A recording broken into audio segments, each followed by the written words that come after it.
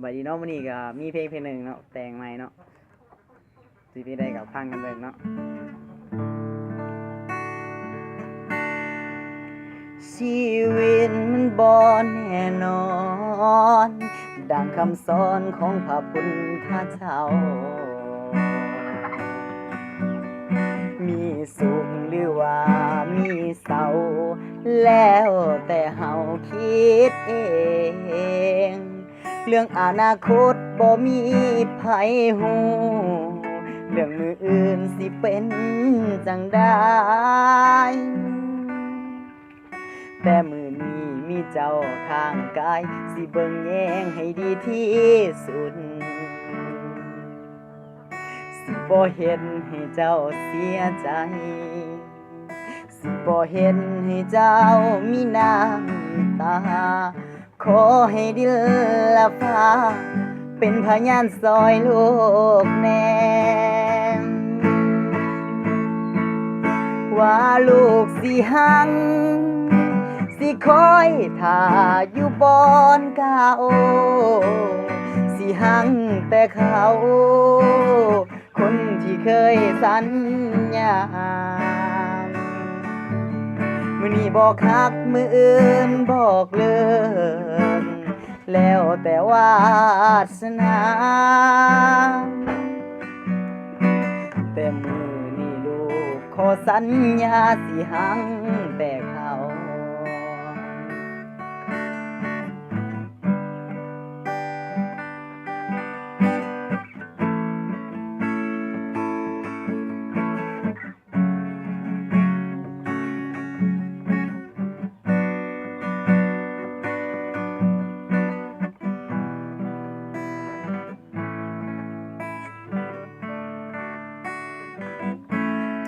บ่อยากเอาอนาคตมาปนกับปัจจุบันขอเพียงมื้อนี้เฮามีกันในหัวใจมื้ออื่นก็ยังบ่ฮู้ว่าสิเป็นจังใดแต่มื้อนี้หากเจ้าสุดหัวใจ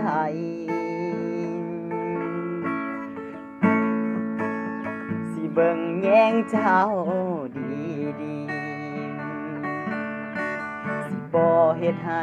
เจ้าเสียใจสิบ่เฮ็ดให้มีน้ำตาขอให้ดินและฟ้า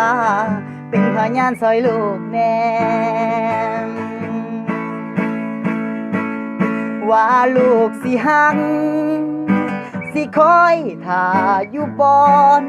เก่าสิหังแต่เจ้าคนที่เคยสัญญา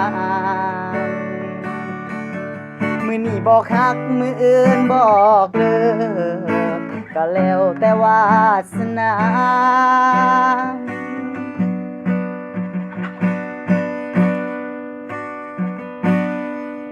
แต่มื้อนี้ลูกขอสัญญาสิหังแต่เขาแต่มื้อนี้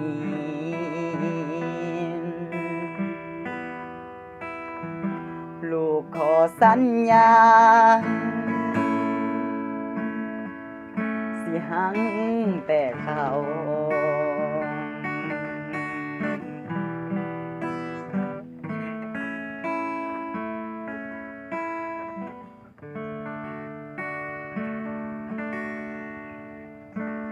ขอบใจเนาะฝากกดไลค์กดแชร์ให้เด้อ